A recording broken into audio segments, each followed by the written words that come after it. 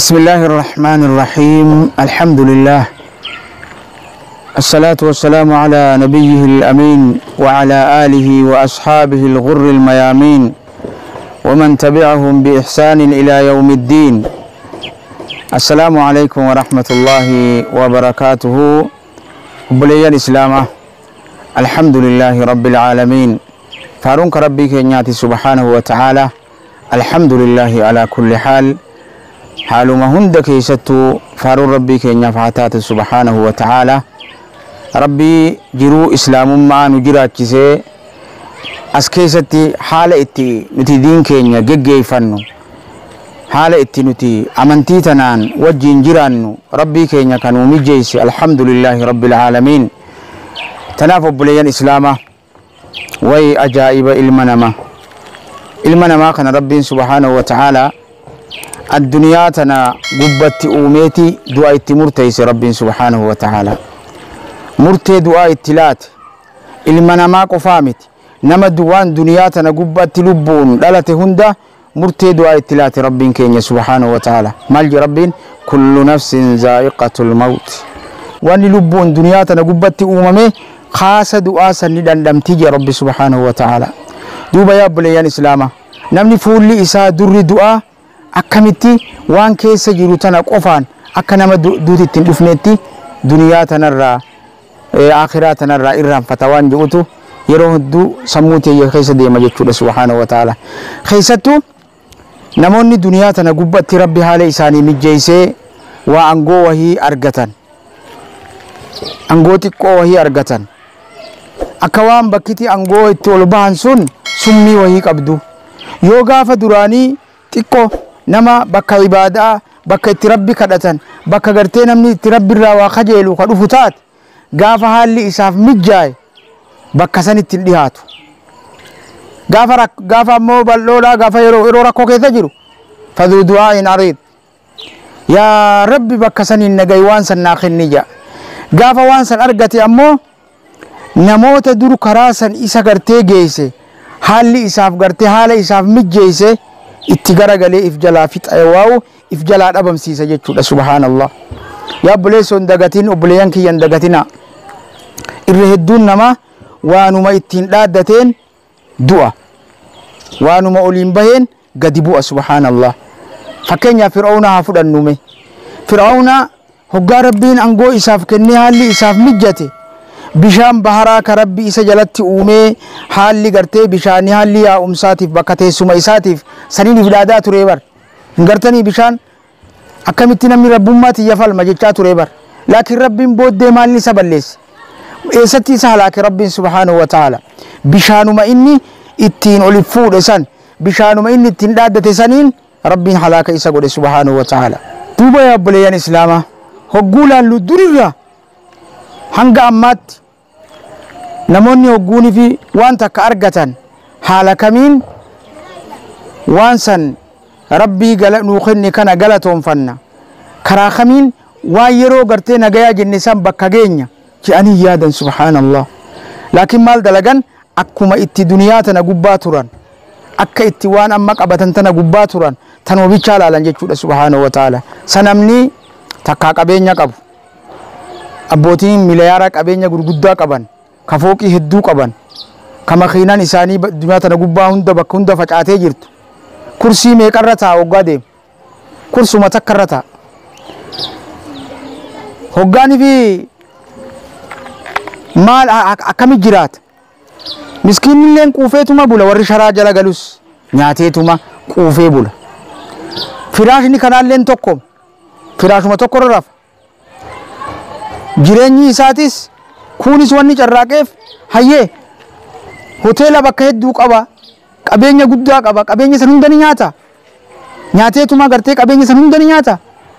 inumaa zamana kana akkasii miti faallaadha dubbiin namoonni waa qaban hundi dhibee sukkaraatiin qabamanii jiran miskiinni ammoo waan rabbi isaanii razzaqe hunda walitti qabanii nyaachaa jiran.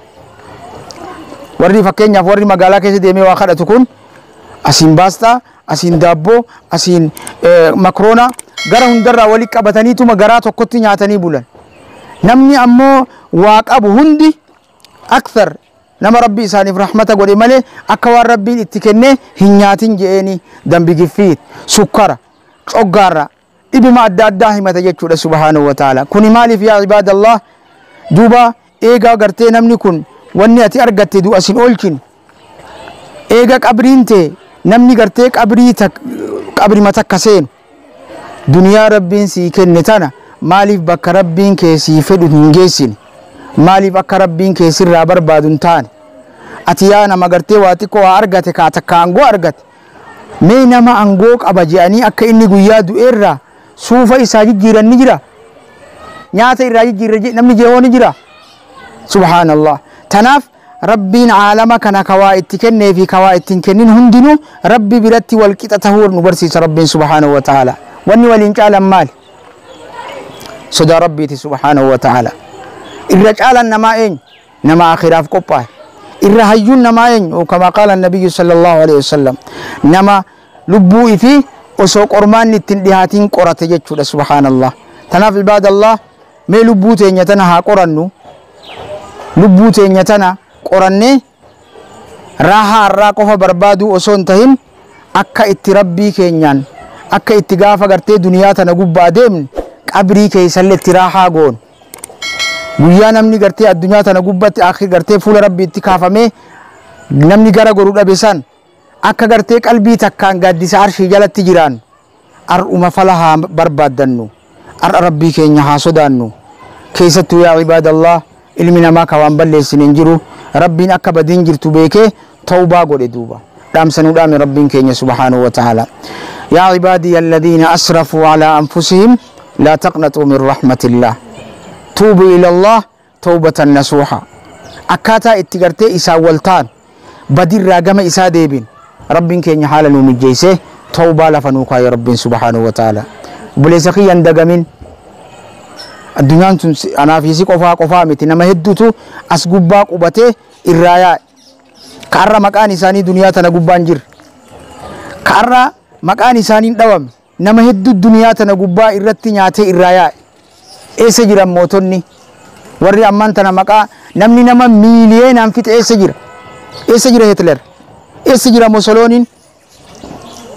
Eessa jira Haayila Sillaaseen? Eessa jira Minilik? Mee warri akkanatti maqaan isaanii badiin haasawamu kun eessa jiran?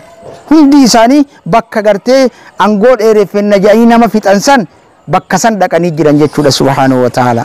Tanaaf namni duniyaa tana gubbaa jiraatu silaa namni ammaan itti dubbadhu kun nama miskiinaa fi nama gartee waan nama dubbadhe tana laalu malee namoonni barbaachisaa waan kana isaaf dubbadamte kun hedduun laalu. Laakiin ammoo anilleen aangoo xiqqoon qaba. Mana kiyyalle irratti taatu aangoo tiyya san boonuun qabu. Aangoo xiqqoo rabbi naa kenne saniin boonuun qabu. Imaamni masjidaatis likki gartee aangoo xiqqoo hattaa imaama irraa jalqabee mu'azzina irraa jalqabee aangoo ifiitti fayyadamee namoota isa jala jiran miidhuun qabu irraa gaafatama. Nama waan dalagirraa ni gaafatama waan tiisirraa ni gaafatama akka ergamaan rabbii jiru alayhi salaatu wassalaam.